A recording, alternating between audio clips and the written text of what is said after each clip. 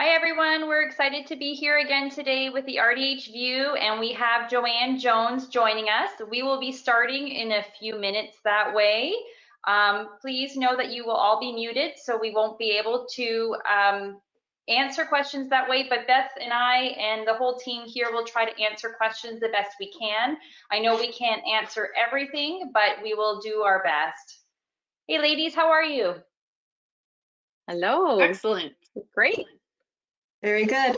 How are you? Everyone looks lovely today. It was nice to get dressed up today again. You know, it seems like I need an event to actually get dressed up, put a little makeup on, and make me feel more normal. Yeah. Exactly. Yeah. Who has pajama bottoms on though? I have matching pants to this top. I've got zippers on my pants. You can't see them, but it makes me feel good. No. I often look at my clothes. I just look at them and I'm like, I miss you. And my shoes. I haven't worn high shoes in a long time. I miss my shoes. I call them my big girl shoes. I call them my big girl shoes because all day long at work I wear my running shoes. So when I have to put on my high heels, I call them my big girl shoes. That's awesome. Oh. Nice and bright out today. Hopefully we'll get some more sunshine this weekend. Would be great. I know. We really need that, that's for sure. So yeah, it just changes the whole day when it's gray and even snow. We had a lot of snow this week. I know. But when it's sunny, you feel good, right? Yeah, absolutely. Yeah. I had my husband barbecuing yesterday and all of a sudden snow came in and he's like, Carrie, really? Right now we have to barbecue dinner? I'm like, I wasn't expecting snow squalls right now, but yes, you can go and barbecue in the middle of the snow. Go and enjoy. Have at it. Exactly. Well, we have to get outside when we can. Right. I know. Why don't we begin? We've got quite a few people already on, and we're just a few minutes after 2. So let's go.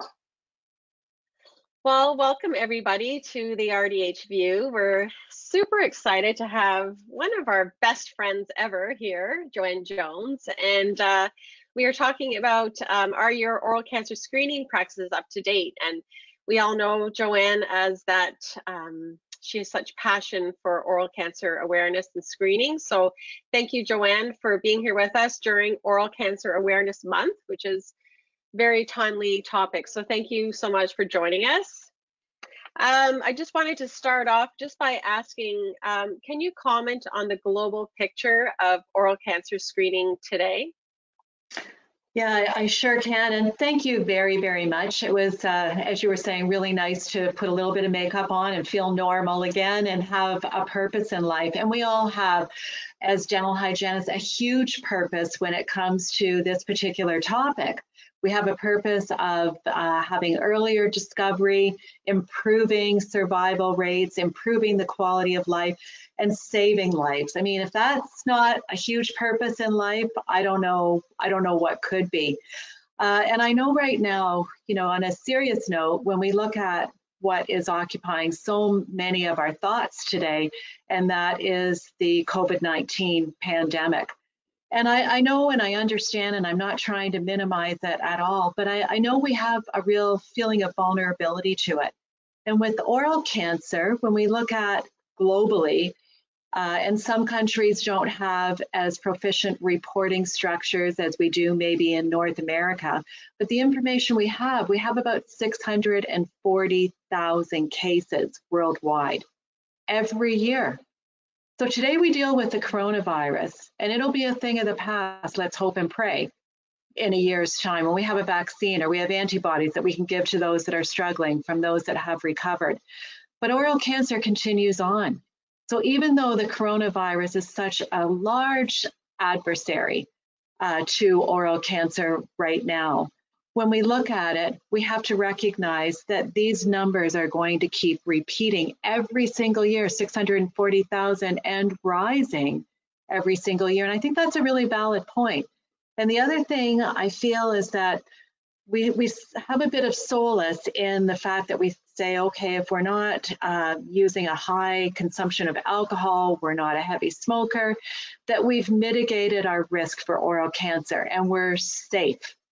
That's not true either. The fastest growing profile is related to a simple virus, a virus that is so common that the majority of people will have it at some point in their lifetime. So to me, I don't know about you, but to me, that is scary stuff. That leaves me feeling vulnerable. What do you guys think? What do you think about that when you look at the global picture and the fact that it just keeps repeating itself? Is it not something we should be really aware of? Oh yes, we should be aware of it. And it's challenging in our practice. You when people come in and they present with, their voice has changed and you're pursuing that, and they come in and then the next time, and even though you've asked them to check into it, their voice is still changed and they haven't gotten very far. So for us to learn more about what we can do would be it's going to be our big challenge. I think too, it's one of the things that a lot of times people skip because we're always in a rat race. We don't have enough time, and the perception is we don't have enough time, but we really can save lives. We really do more good by making sure this is really part of our routine. And with all the offices I've gone to visit and talk with, unfortunately, it's not done regularly. They skip out on parts. And I think with all that you're going to inform us with and remind us of today, Joanne, I really hope that people will look at their assessment and will understand the importance of what we're doing and why it's so important we do it very routinely. I agree. And Joe, how long does it take to do a good, thorough exam?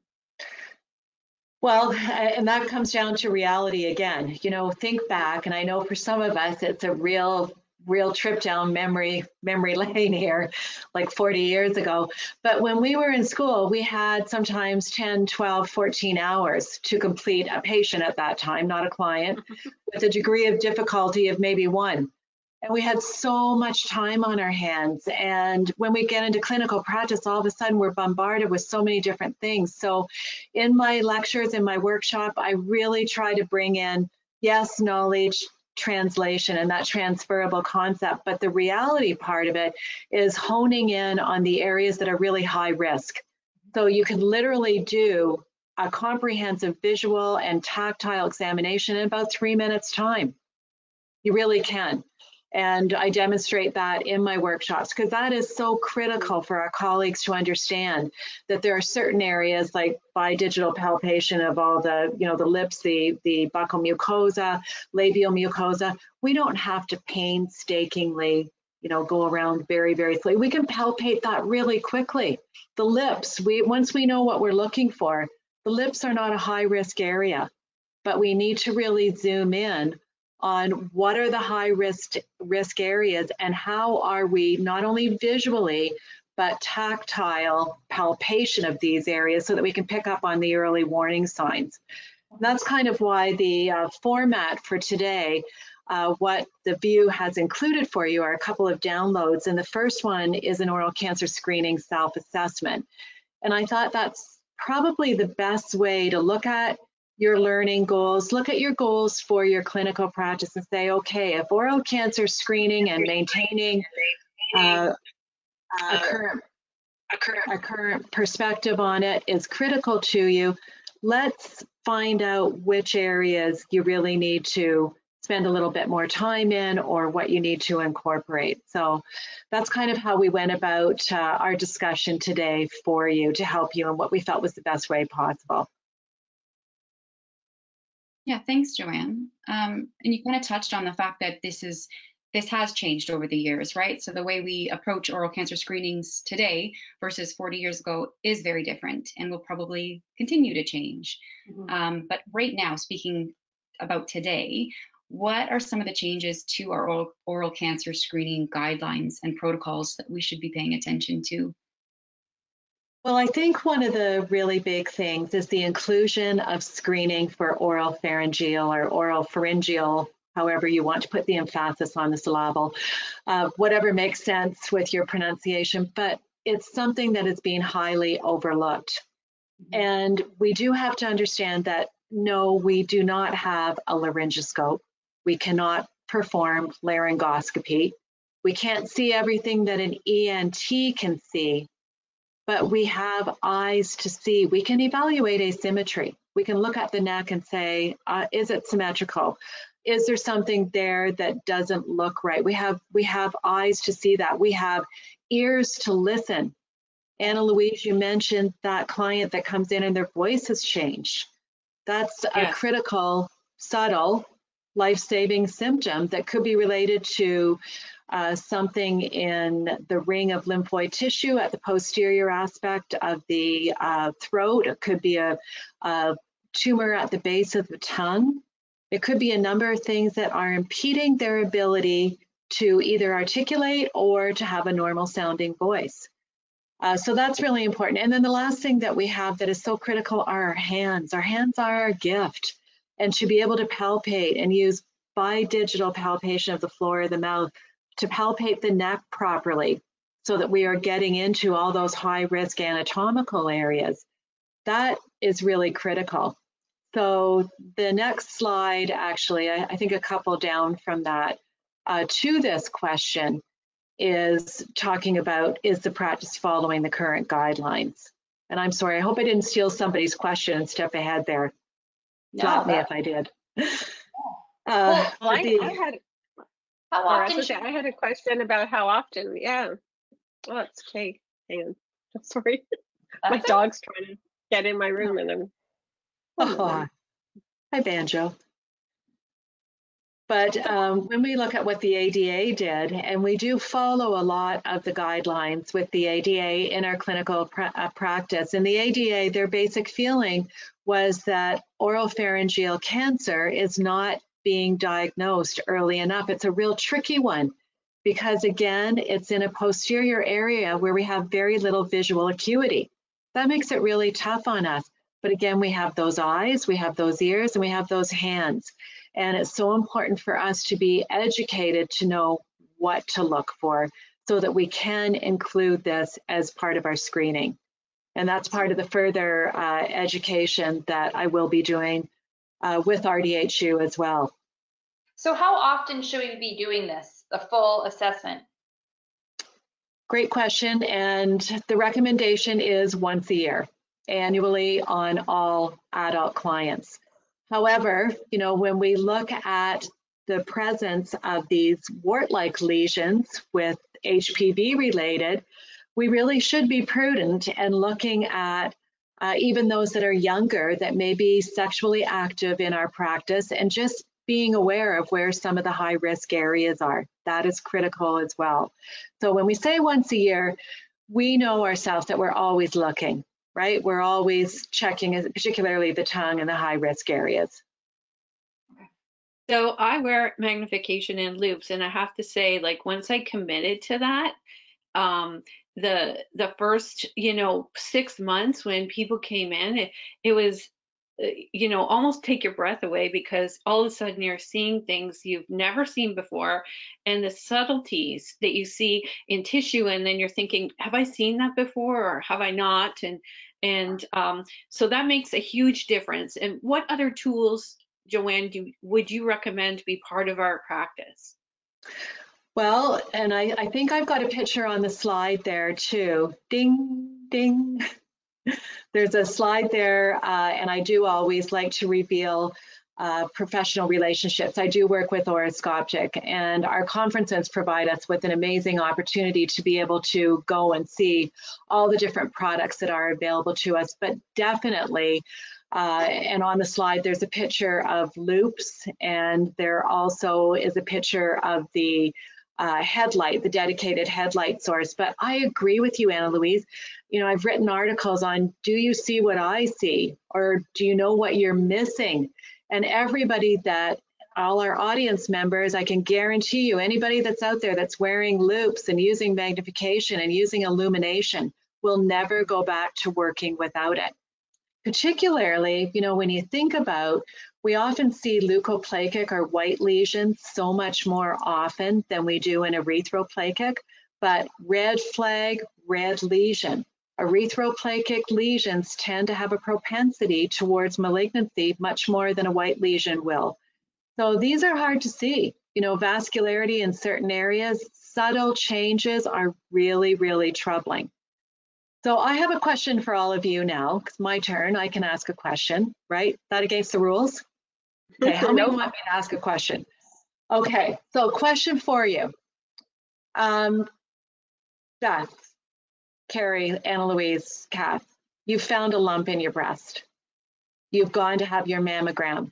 And they say to you, well, we can give you this one, or we now have an enhanced type of technology that will actually see beneath the surface down into more of the basement membrane, where typically abnormal cellular changes start to occur. Would you say, oh no, that's okay, like just give me the old thing, like keep me back in the dark ages, I don't want the new advancements? No. Oh, no. No. What you might say, well, what about science? Is there science behind this? Can you comment a little bit on the science? Yes, this is actually being used in the, and I'm talking about our adjunctive screening devices. This is actually being used in the cervix, the lungs, and the colon. And now it has a platform in the oral cavity. I would be all over that. If I was an advocate, not only for my own health, for my sister, my mother, my cousin, whoever it may be, I would say yes. And even if there was an additional cost, I would want the best capability. So when we look at this picture that's on your slide right now, and this is a test question, so listen carefully. Am I allowed to say that? I know I'm too nice. I know. I just gave it all away.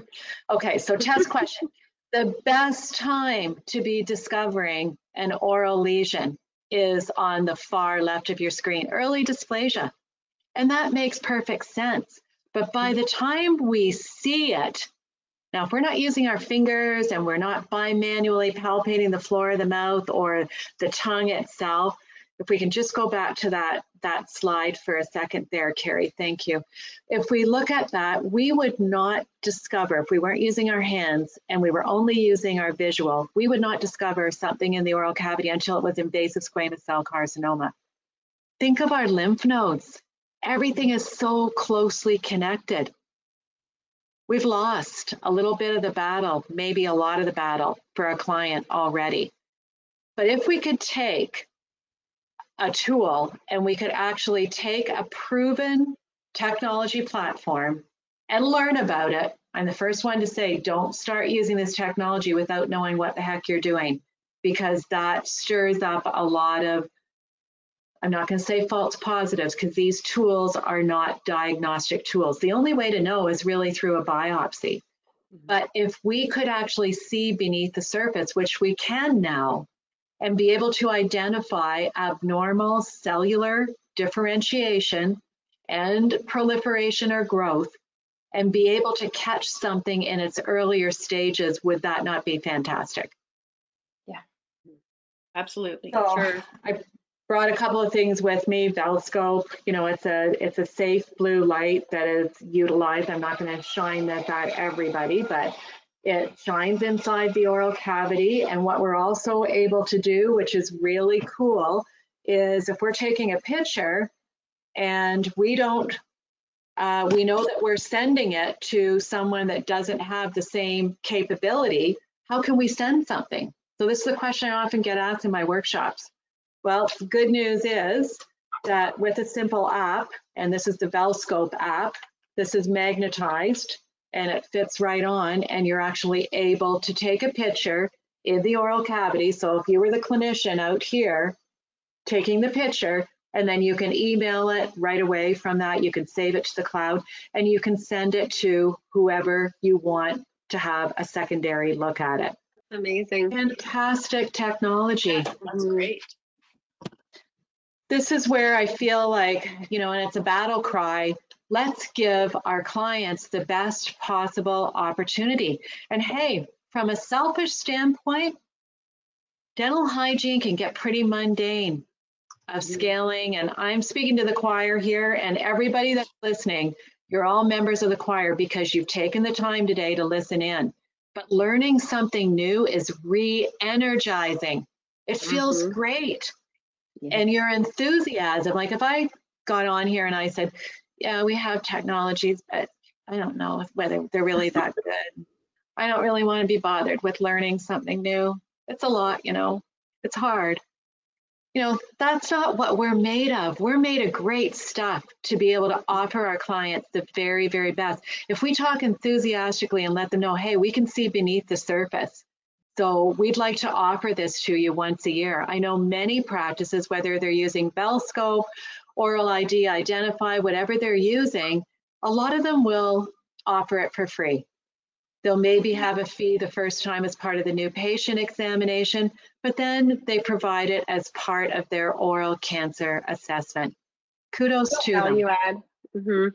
What do you say to somebody when patients on a regular basis, we hear this from hygienists, and one of the questions came in is, my patients are scared and I'm afraid I'm going to lose them, or I have lost people because I've talked to them about oral cancer. Is there a phrase, or how would you handle that? Or what advice would you give us? It's a great question, and it's a very prominent question. I think one of the things that we have to recognize is we are prevention specialists. So when we talk to our patients, we're not talking about finding cancer, we're talking about preventing. That's actually a good answer. No, sorry, not that I'm impressed with myself this very minute. But sometimes it's challenging because you know that question comes in. So we're prevention specialists. But the other thing I find, and this is where we get in this battle, we kind of perpetuate our own cycle here in the question of, does my insurance cover this? Because a lot of times our patients view, unfortunately, and we know it to be so much different, that what we do is a feel-good elective procedure. That, oh, I love getting my teeth cleaned. It feels so great. When we talk about the C word, and we do have to say cancer, I am a strong proponent of that. We do have to tell our patients that it is now related to a virus that's very common. However, don't put fear, and again, it's a great question. I really appreciate it.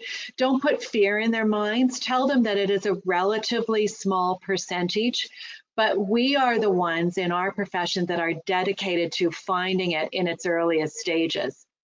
And as we go through our discussion, a little bit later in our discussion, I'm going to give you also another resource that helps your patients at home and will help them further to understand it. But don't have fear, have empowerment. I really do that, actually, that you said. Just speaking, I have some regret. I know this is a safe space, so I have some regret over the way once upon a time I dealt with it. And I remember I'd be palpating and I would say things like, just checking, make sure there's no lumps or bumps. And I was downplaying what I was doing because I didn't want to say the C word. But I think I was doing them a bit of a disservice. And then when they went to a future appointment, if their hygienist did use the C word, it almost would seem to them that I wasn't taking care of them. So I appreciate what you're saying, and I agree. And I appreciate what you just revealed, because we've all been there. We have all been there. And I always say in a lecture or a workshop, this is not about taking a guilt trip. It's about learning something new, or it's about saying, hey, you know what, when I had those 14 hours to complete a client when I was in university or I was in college, now I came out and I had 45 minutes, or if you're very fortunate, an hour or longer, if you're very, very fortunate to be able to be empowered to do that in your practice. It's a challenge, and we do our very best, right? We're trying to do our very best. So that's where we need to highlight, okay, these are the areas that are really critical. This is where I'm going to put most of my attention and emphasis to. This is what's important. So thank you, Beth, for sharing that, because I know so many people relate to it. Yeah. And I feel that often, like just from working on people's learning portfolios, a lot of times they'll add things that they've implemented into their practice, but they're worried because they're like, but they're going to think that I didn't do that before. But that's what it's all about. It's about improving your practice, learning what we should be doing, and then actually doing it. So that was good, Beth. Thank you. Exactly. And you know, the other thing I always tell dental hygienists to preface, we're critical thinkers, and we're committed to ongoing education and improving our knowledge. And I always say, preface things by saying we now know. If you start doing something different, just say, we now know. You know, and there's a lot of truth to that. We now know that the fastest growing profile, which I think is leading to another question. So I'll shut it down here and let you continue on. With the how do you approach the subject of HPV? You were mentioning the virus, but how do you approach that with your patients as it relates to oral and oropharyngeal cancer? Is that like, because I know a lot of people are uncomfortable with that. Absolutely. And this is a question that comes up very often, and I fully appreciate it because there is a very gray area and there is a professional proverbial line that we have to walk, that you want to make sure that you engage in empowering your client to make the best decisions about their oral health, but you also want to be careful with how you approach it.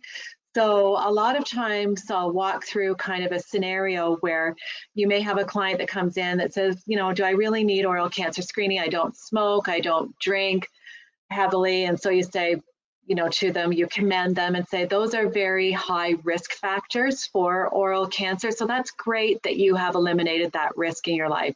That's awesome. However, the fastest growing profile for oral cancer, and particularly more in the back of the throat, because we don't want to say oropharyngeal to our clients, particularly in the back of the throat, is caused by a very common virus. So quite often you'll get the attention of the client at that point and they'll say, like, how common? Like a cold? And I love when people say that because that's exactly what it is. Yes, like a cold.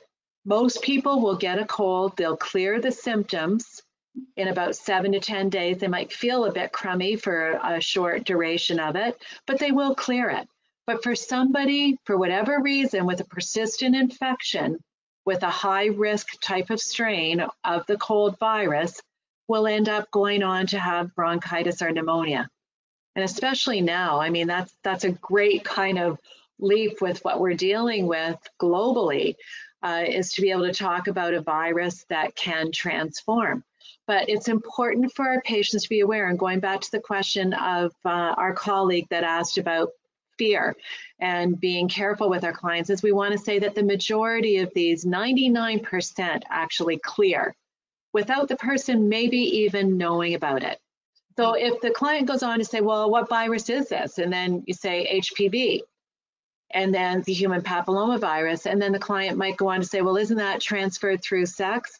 Yes, it is. And here is some additional information. I personally, it's only my anecdotal opinion, I personally don't really want to get into the big sex discussion. I do with a professional audience, and I give them all the facts and figures behind, you know, what sexual practices have the highest transmission mode and everything else, because we need to know that. But I don't want to have that conversation with all my clients. You know, I'm sure those of you that are in clinical practice have been up against this, where, you know, you can be walking on a bit of a slippery slope. Yes, Absolutely.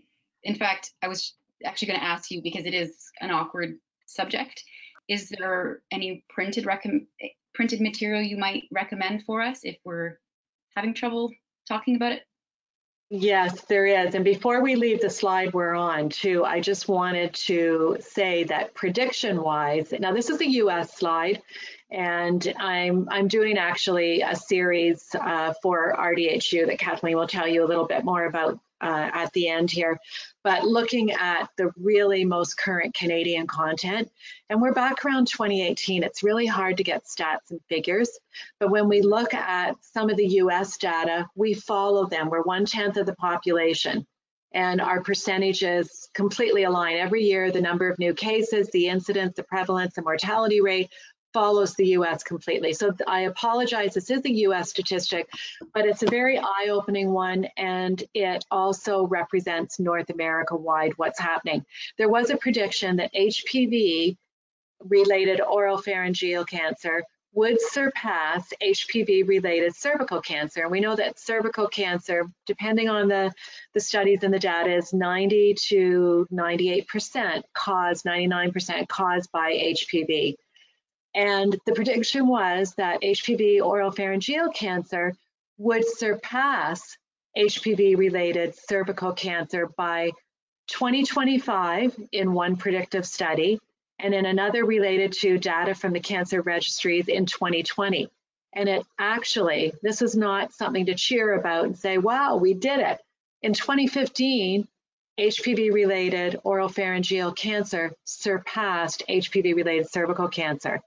Now, if we were doing a poll, a live poll of our audience right now, and we asked that question before we showed the slide, I bet, and ourselves included, if we didn't know the statistic, would have definitely said cervical cancer is more prominent, but it's not.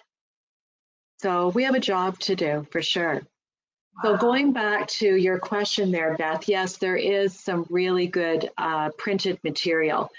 And the CDHA have done an amazing job. This was released back a few years ago. I'm sorry the exact date. I can't recall at the moment, but it was a few years ago. But the information, it's in the form of a quiz or like a test your knowledge, and it is very, very, very current. So if we can pull that slide up, ding, ding. It has an early detection flyer and a fact sheet, and there is a video.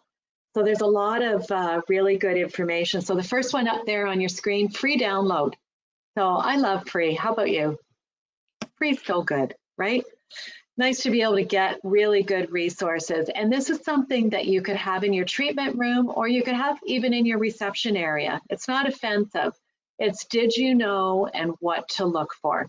So some really good information. And then the second one is an early detection flyer. Oh, it's 2015 this came out. That's right. But the information still is very, very applicable to today. There's also a booklet as well. So it's got four-sided. You can download that, print on both sides, and get it printed up. And it's a little booklet that you can give. And there is also a training video. And I think on YouTube, we've had over 100,000 views of this particular video. So it's not the 3-minute that I talked about. So don't curse me as you're watching it. It's an 8-minute, but it's all about education and how to do it. So there's a lot of extra explanation in it. And it was filmed at RDHU a few years ago, and it's all how we present the examination to our client as well. So that is on the Dental Hygiene Canada website.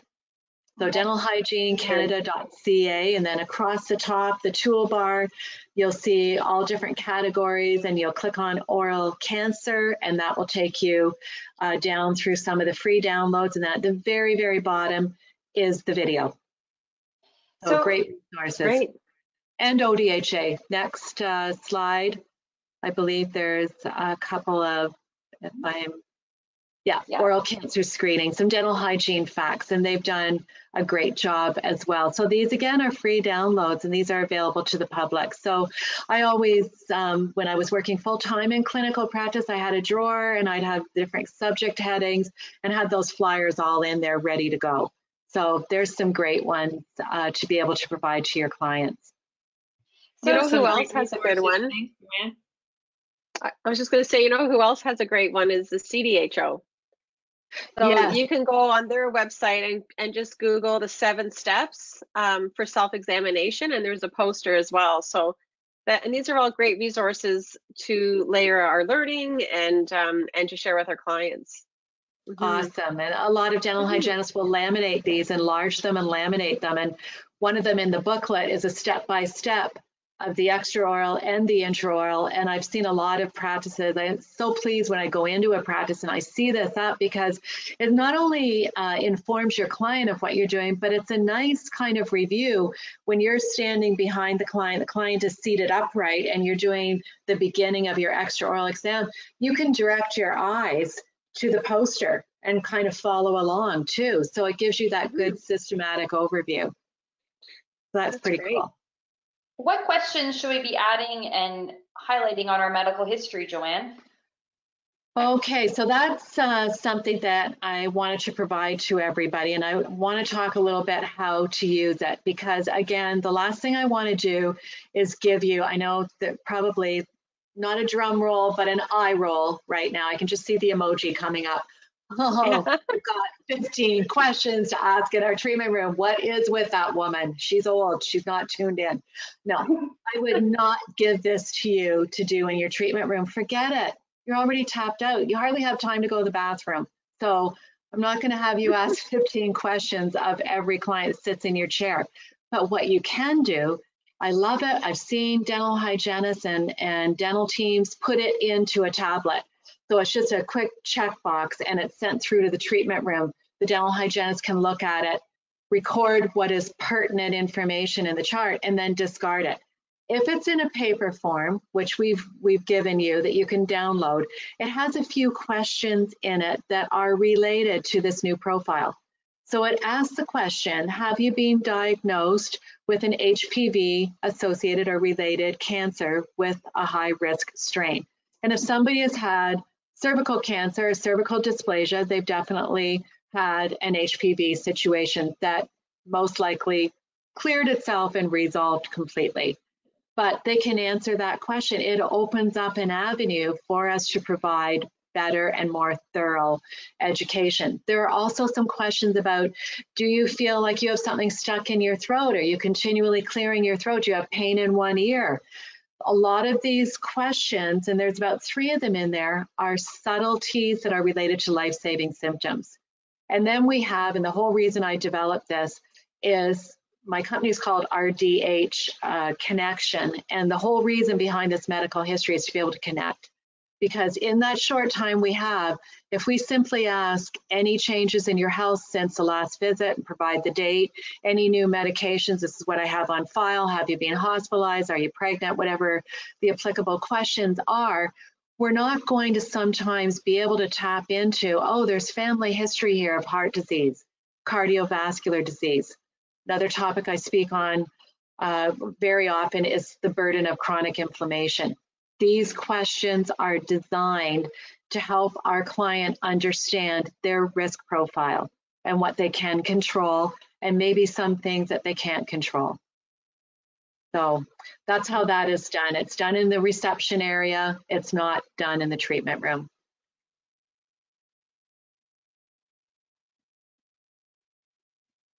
So what are some of the updated information or links with HPV and oral cancer?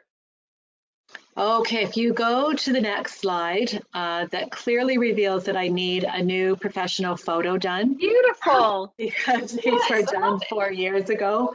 So who is that woman? Anyway, I have done a campaign for my colleagues this month and the public too, but a lot of it is for my colleagues. It's called 30 Days, 30 Resources. And I started it April 1st, April Fool's Day, for Oral Cancer Awareness Month. And my goal was to be able to say, okay, you know, here's the topic for the month, but how can we help you? How can I assist you with implementing some changes into your practice? So every day has been a resource. It might be a podcast, it might be a study, it might be a tangible resource like a download, and they're all linked through to my website as well.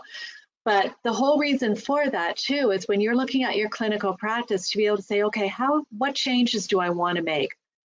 How do I wish to improve that? And for some of us that have goal learning and goal-centered quality assurance programs, it's an opportunity in these 30 days, 30 resources. You can layer those goal activities pretty deep with a lot of the things that are made available. So that was my pleasure to be able to do that. I'm on day 17. I'm wondering when the month is ever going to end, to be quite honest. But no, it's my joy, it's my pleasure, and as Kathleen said, it's my passion. So for those of you that don't know, I lost a family member a few years ago, in 2012 actually, that was diagnosed, fitness trainer, beautiful, beautiful woman, 45 years old, my cousin, and was diagnosed with HPV-related tonsillar cancer, and through a very, very challenging journey, had a recurrence, was not a surgical candidate, and lost her life 16 months later. So what I do is for you, and it's for her, every single thing, and for her family. So thanks, Joan. I remember that. Mhm. I was just thinking, like, one of the things, we're not with our patients right now, so, or our clients, and Yeah. so that really has all of us concerned, because it is an essential service that we provide, but because of the risk, we're not seeing our clients right now. So, um, so one of the things, I'm doing this webinar on Monday for how we can stay engaged with our patients, with our clients, and I'm going to use your check your mouth campaign, because I feel like it's one of Awesome. the things that the dental office or dental hygiene clinic can share with their clients, and just because they're not with us right now. So that is a concern. Like, how do we get in touch with them to make sure that they are checking, because we don't know how long they're going to be off, right? And Yes. it's important. Yeah, it's a great question. And I think, we can't stand back and watch our dental practices dissolve. That's not what any of us ever wants to see. And, some of the things that I hear of people working on right now, I am so over the moon excited about, because there are some great packages that are going to become available to dental practices. I'm confident in this. I've been contacted about some of these things, and really, really excited to see this move forward. I've just written an article, and it will probably be online, and you'll see it come out, because it's Canadian publication, but it's called Socially Distanced Dentistry. And I love what you're doing, Kathleen. Your videos and some of the information that you're giving people is just so critical right now, because our patients, we don't want to see them. I'm a huge proponent for teledentistry, telehealth and teledentistry. We don't want to see our patients burdening the healthcare system by going to an overcrowded emergency room.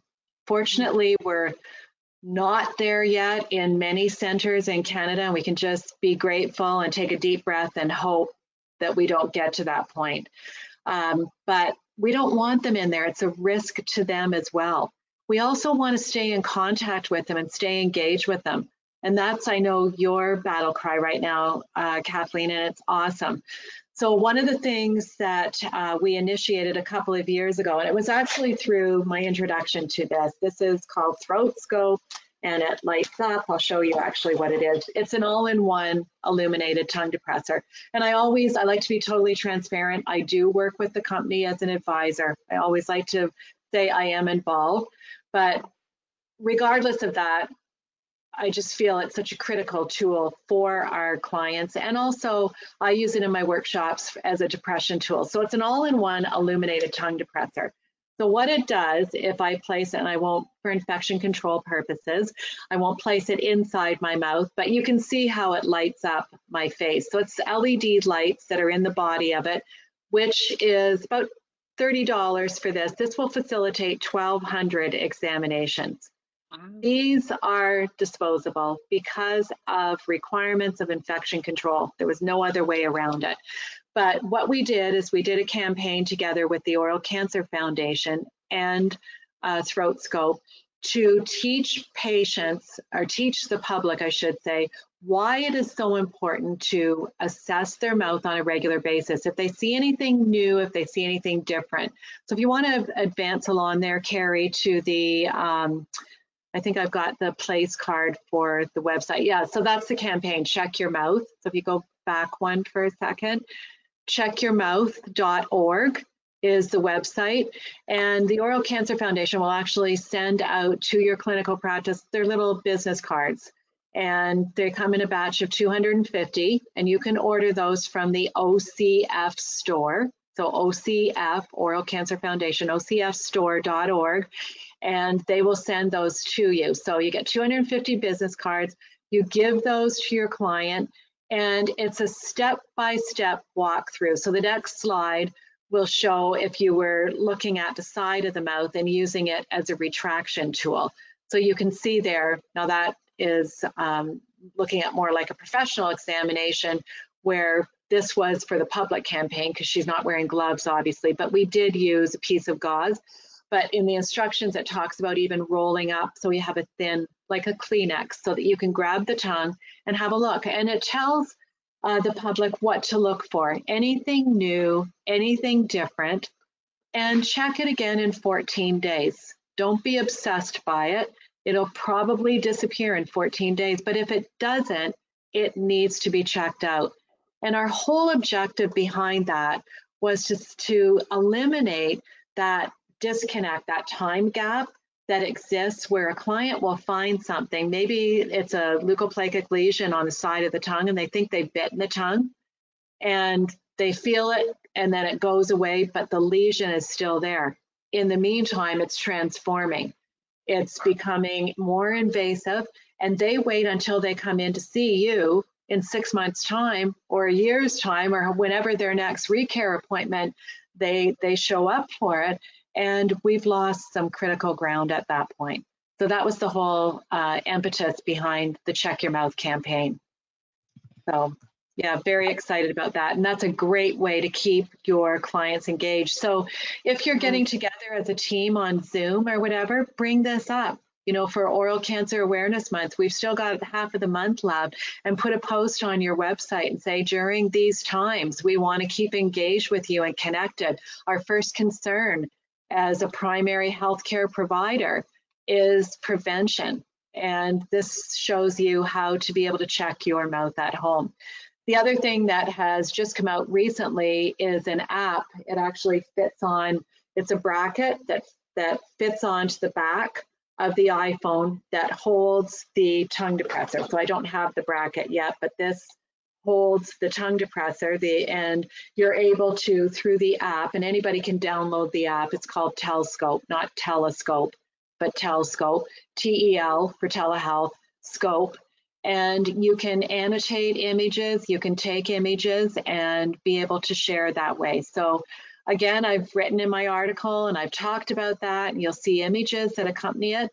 But I do have to have a disclaimer that registrants need to ensure that they are following PIPA and PIPEDA and having secure encryption and so forth. And that comes through some of our software management systems that we have in our dental practices.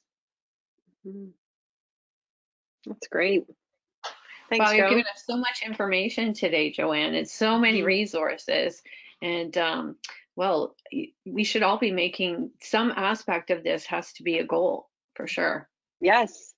And I want to share, I just have it on the screen here. Joanne is doing some online live courses with us. So we have HPV and implications for dentistry. It's 2 hours. So we're going to do 1 hour on Friday, April 24th from 1 to 2. And then the next week, Friday, May 1st from 1 to 2. And then we have the essential extraoral and intraoral cancer screening protocol. And that's a 1 hour course on May 8th. It's a Friday. And then the missing link in today's periodontal therapy program, which is a 2 hours divided into 2 days. Again, Friday, May 22nd and from 1 to 2, and Friday, May 29th from 1 to 2. And so basically we're doing Fridays with JJ, and I'm excited. Me too. We get her. We get JJ. I've always been a huge fan of RDHU, and I use the word a lot lately, pivot. I love the way RDHU has pivoted to meet the needs of our professional community, and you've done an amazing job, all of you. I know you're all part of it, and I know I speak for our colleagues and dental professionals out there that rely on you. They come to you as a credible resource. So very, very well done, and I'm thrilled to be part of it. Look forward to it. We have a great team. What's that? How do people sign up for Joanne's course or any of the other online courses that you have? Is there any way to get there? There's a few questions that have come in about signing up for some of the courses. So you go to rdhu.ca, and then you can go to the online courses, and you can look at all the online courses that we have. So we are actually launching our new website either Monday or Tuesday of next week, which is really exciting. But right now, if you go look at it now, you can still register, and then next week we'll have a different website. But just look under online courses, and Anna Louise has some great online courses coming up, and you have one as well. And Beth, you do too. So if you just go to online courses, you'll see all of the ones that we have scheduled. And yeah, we did a big pivot, and some of our live courses that we had, we've basically taken them and we're doing them live online. We've had some great feedback, and Louise did a 6-hour, it was over 3 days, and your group loved it, and they did breakout We had a great time. sessions, and yeah. Yeah, So neat. And it then we was all, very advantageous just sectioning off pieces of a full day program, and they had opportunities to ask questions over 3 days, and it worked out really well. And for some of us, the technology was new, but we all learned together. And there's people who now know how to work their computer better. Beth was cheering in the background and helping people out, and it went really well. It was a lot of fun. yeah, it's neat. And just to remind everybody too, that when we do a course, it's never just about that day. We always kind of give you that complete package. So like, for instance, Carrie's doing Canberra this week, and there's probably going to get another 4 hours out of that one course. So it's always like the complete package for your learning, help you identify the learning, and then help you with implementation. And that's really what it's all about, because we can take courses and say, oh, that's great, I get my 2 hours, but that's not what it's about. So we're very passionate about learning and about implementation and making a positive change in your practice. So that's why as well, I'm doing a webinar Monday. So if you go to rdhu.ca/COVID plan, and you can sign up. That's a free webinar I'm doing. It's at 2 o'clock on Monday. And I encourage you to invite your team. If we can get if you're working with dentists, get them on, get the office manager, the assistants. And I invite everybody to come on to that. If you have your own hygiene practice, please join us. And I think you'll get some nice ideas on what you can do to stay engaged with your patients, because our doors are locked, but it really makes me feel worried about what are we getting back to. And so the important thing is to help people now while they're feeling the way they are, and that you're going to be there for them. So I look forward to sharing that with you on Monday. Yeah. I have a question for you, Joanne. If someone wanted to know how to incorporate throat scope, how do they go about that, and what is the cost of it for an office? Throat scope for the handle is about $30, and for the disposable blades, they work out to about 25 cents a piece, depending on the volume that you buy. Where do they order it, or is it through most manufacturers or distribution centers? At this point in time, it is a little bit more challenging because it's a U.S. order. Henry Schein has it in the U.S., but I don't believe in Canada. But from the throatscope.com or hollandhealthcareinc.com, and also through the OCF store, it's available. So there are some different places where it can come to. So I'm hoping to have more accessibility in Canada, though, to be able to access it. Could you just quickly remind us what we should be looking for with an HPV-related lesion in the mouth? That came in as a question. Yes, well, we're going to see sometimes oral lesions as well. However, HPV malignancies most often are going to be in the posterior areas. So it's going to be tonsillar tissues. It's going to be even the uvula sometimes is involved, the back of the throat, the lymphoid tissue, the lymphoid ring at the back of all the different tonsillar tissues, posterior base of the tongue. Anything beyond the sulcus terminalis, or that V-shaped trough that is on the dorsum of the tongue, is where we're really going to be looking for HPV oropharyngeal cancer. But, you know, you probably picked up very quickly, well, how on earth do we see there? Like when I say looking, that's where we need to know what the subtle symptoms are. So some of the things that are on that medical history update are very, very applicable. Little things like that you can do is when you have your client stick their tongue straight out, it should move symmetrically side to side. If it can't, there is sometimes something impeding it, unless of course you're aware that maybe the client has had a stroke and does not have that symmetrical movement back and forth. Or asymmetry in the tonsillar area where you've got one really, really large tonsil and the other one is small, or one tonsil keeps getting reinfected. So if it gets reinfected and it's not responding to antibiotics, it could be virally related. And the other part, and what I'm going to cover in much more detail, because of the time factor here today, we wanted to give you the most value in a short period of time to be able to assess your practices, will be a step-by-step of the palpation, particularly in the posterior triangle. So that's one thing I did want to say about RDHU and my involvement in RDHU over the years, and what we all pride ourselves in so much is the interactive nature. But as Anna Louise said, you know, with technology and doing the pivot and learning how we can do it in the courses, you're going to walk through with me and we're going to palpate on ourselves and we're going to landmark. So we can still have that interactive capability, which I love. Like that's true knowledge translation at its best. Perfect. Great. Which is our motto, tell me and I will forget, or I may remember. Show me, no, tell me and I will forget. You got to remember this this one. I will forget. Oh my God.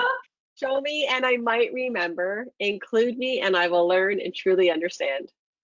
Yeah. I didn't sleep well last night, so I'm not 100%.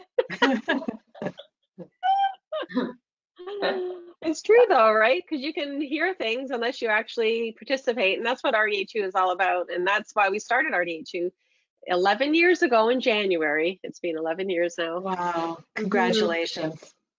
To all of us. Yeah. Thank you. It's great. Any more questions there, Carrie? There was one more question. Oh, sorry. Go ahead, Beth. It was a little while back, so I'm sorry, I'm kind of going back to the HPV discussion, but with the HPV vaccinations that are now taking place in grades 7 and 8, can you touch on how effective that is towards preventing the oral cancer? It's amazingly effective. There has actually been a 65% reduction in HPV-related cervical lesions in a test group, and I don't have the study right in front of me, but I want to say about 16,000. It was done out of BC actually, and it's been information that has been used throughout North America, maybe even globally. On the test group were immunized school children that had the vaccine, and they looked at a 10-year study of what the outcome was, and they've had some amazing results. So very, very effective in flattening the curve, which is the trend words now, flattening the curve for cervical cancer. And we've seen cervical cancer just come right down because of the vaccine. And what we're going to see, that same trajectory that we're on right now of HPV related, that has been climbing so steadily, we're going to start to see that flatten. And in the next, probably, it's going to take a while. It's probably going to be another 2 decades before that's really going to start to flatten out. But the vaccine will make that tangible difference for men, because there is an incidence of 4 to 1, minimally. Some studies will say even greater, for men over women with a tendency towards HPV-associated oropharyngeal cancer. So some really interesting information about acquiring antibiotic protection and all the rest of it that I will delve into much deeper in the HPV webinars as well. And this might be a silly question, but I'm just thinking about my sons, because Jillian was vaccinated, but my guys are a bit older, so they didn't have that for them. So yeah. It's kind of too late for them now to get it, I hear. Well, the whole idea, now they did expand it. There was actually something that came out a couple of years ago that they had a recommendation to extend to provide government assistance, was I believe the impetus behind this, to adults up to the age of 40. So it went to 26 or 27, and then it extended to 40. But it's a great question, Kath. It's not a silly question at all, because I get asked this so often, and it really depends on sexual history. I'm not going to put you on the spot at all and ask anything further. Good. Okay, just like my son. So anyway, we'll pass that comment quickly. But when we look at their sexual history, that is the reason for, at the very, very young age, before their first sexual experience happens, you want to have those antibodies built up. So they do say in research that after the first sexual experience, chances are, HPV is so prevalent, chances are there's already been that exposure or early on in their sexual activity. So if they've already been exposed, chances are they're developing their own antibodies, but the vaccine won't do anything for them. It will protect them for the strains that they haven't been exposed to. So there's Gardasil 9 now, which addresses nine different strains that can potentially be oncogenic. It is a conversation I have with my young men clients who are about to go off to university college. That's definitely on my chat list with a pamphlet to go. That, you know, because they're aware that their counterparts, siblings, you know, the girls have had their inoculation. So they should be as well. So kind of like start that conversation on the you know, good. kind of going off to college thing. It's good you do that. And yeah, well, you know, you're allowed to do that with age when you pull the mom card, you know. Sometimes you can get away with a little saying something like that. And isn't that true? and yeah. So I've been fortunate that I've been able to make a difference with a few young men, and when they come back and they've had it, they're very quick to tell me that, like, they read the pamphlet and they thought it was a good idea. So they sought medical advice regarding that. So good. And we are, again, prevention specialists, and we're helping them mitigate their risk, which is really important. And it's not a license to promiscuity.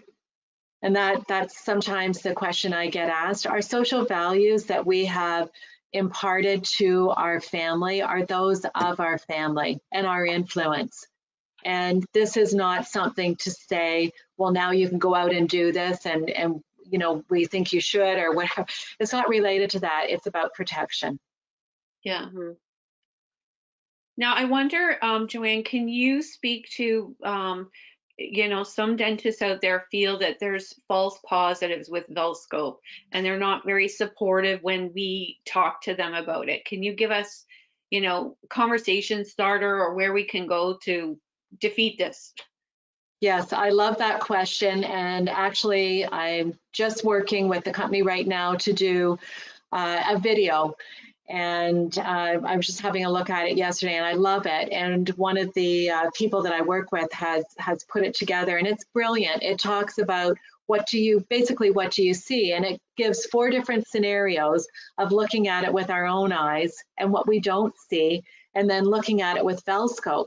And the first picture, I think it would catch you all off guard. You'd look at it and say, oh, that is definitely a leukoplakic lesion that needs further examination.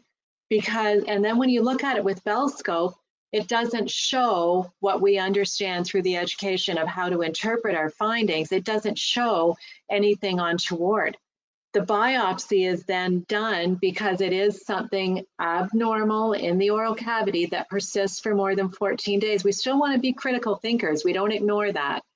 And the biopsy showed that there were no atypical cells. So it's very, very interesting. That was number 1. Number 2, you couldn't really tell what it was and really differentiate the borders at all. And it shows up clearly that it was severe dysplasia. And then it goes on to show carcinoma in situ and oral squamous cell carcinoma. But I think the biggest thing that we need to make sure our practices know is that, number 1, we want to give our clients the best opportunity for earlier discovery. Number 2, we need to spend the time as a team and look at how to interpret the results.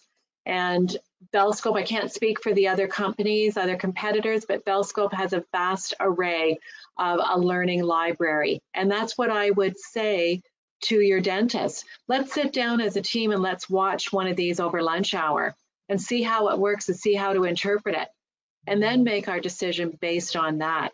And the third point is that, and I emphatically say this, there are no false positives, because that is associated with a diagnostic tool.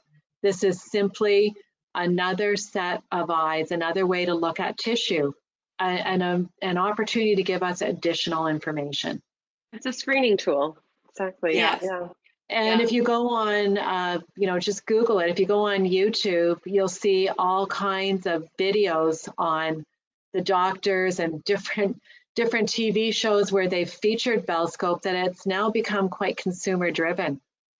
People want to know that their dental office is offering the best possible technology and best possible opportunity for earlier discovery. That would be my way of approaching it with the doctor. Those are all great resources and good words that we can utilize to take back to our practices. Thanks, Joanne. Yeah. You're welcome. Thank you. I was just going to say, I was at this dinner party just a while ago, and It the must have been. conversation it wasn't recent. No. And they were talking about some of the people. They didn't know I was a dental hygienist, and they were talking about how great their dental hygiene appointment was, and that they had this equipment that was checking for oral cancer, and they were going on about it. And it was just, hey, my office doesn't do that. And I thought it was interesting to hear, because having people talk about it, and they will talk about it, and if you're not doing it, it kind of makes you look like you're not keeping up, And that's often what happens, and that's the whole practice growth aspect and loyalty to a practice, because you're adhering to what they feel is the most current technology. People want that. There's not one person that would feel in their practice happy that their dental practice hasn't kept up. Mm-hmm. Yep. Good point, Kat. Mm-hmm. All right, ladies. Well, is that a wrap? That is a wrap. Well, thank you so much, Joanne, for being here with us. That was a great session. Really was. We My appreciate you pleasure. spending your Friday with us, and we look forward to the other Fridays with JJ. Yes. It was great, and I really appreciate the time of everybody that listened in. Like it says, together we make a powerful team, and we can't do it alone. We're alone together, as the buzzword today. And as far as certificates go, they will be coming. We have some quizzes that will, I think they're posted as well, but we will send everybody an email with instructions on how to get your, with the quiz, with the learning objectives, and then your certificate, okay? So just be patient, probably next week, early next week, we'll have all that for you. All right, everybody. Thank you so much for spending your afternoon with us, and have a great weekend, and be safe. Bye, everyone. Bye. Bye. Stay well.